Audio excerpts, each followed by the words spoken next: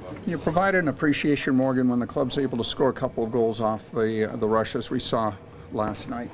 Yeah, it feels good to play with the lead for a little bit.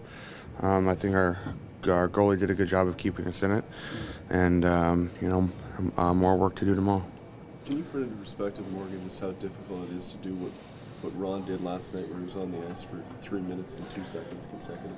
Yeah, I thought he played great. He battled hard. He plays tough minutes, and he's obviously a very important part of our team. I think he was huge on the PK for us. Him, Poland, and Z do a great job there. So I think the minutes he played last night were tough. He did a great job competing, and credit to him for being a warrior. And go out there and do it again in Game 6. Is there a way to avoid what happened last night in the third period, Morgan, or they spent the whole period in your end?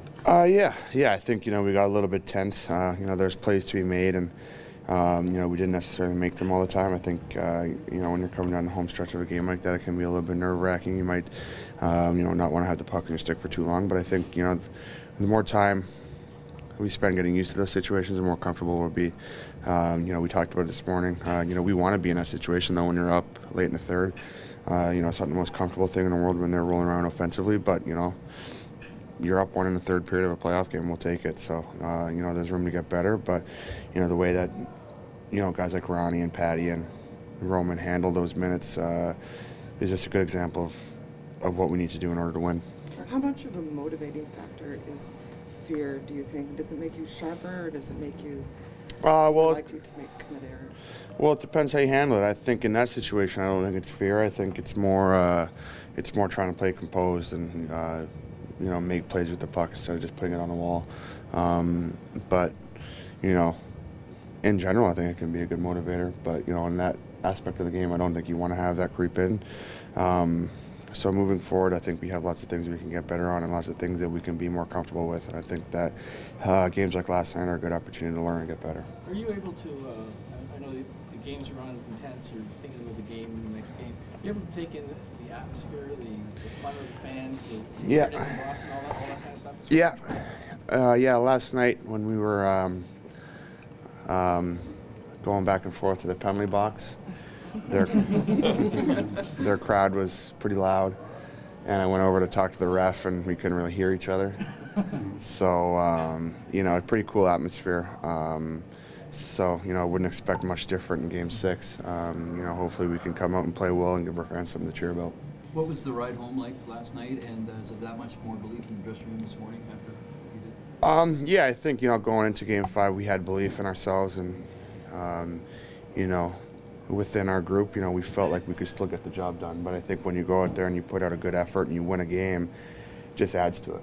It just makes you that much more excited for Game 6.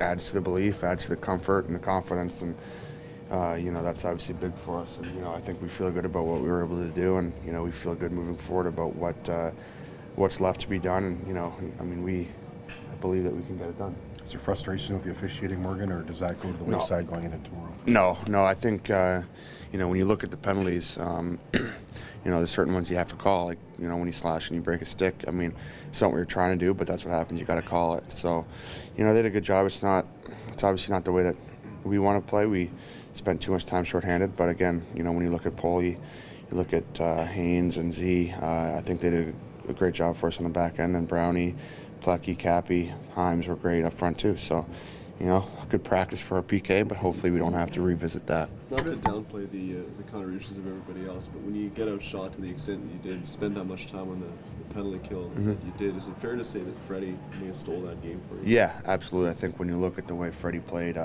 he was outstanding. And we knew that early on in the game. You can normally get a pretty good feeling going on how he's going to play pretty quickly, and he was sharp the whole night. So I think early on we could see he was making saves, and when you know that he's on his game, it makes you feel a little bit more comfortable, a little bit more confident. So he was outstanding, and we've been saying all year that we have a lot of faith in him, a lot of confidence, because he's one of the best goalies in the league, and he certainly proved that last night. What have you learned about that Bergeron line after seeing them 5 games in a row now? Nothing that we didn't know before. They're deep. They play a 200-foot game. They have lots of speed and lots of skill.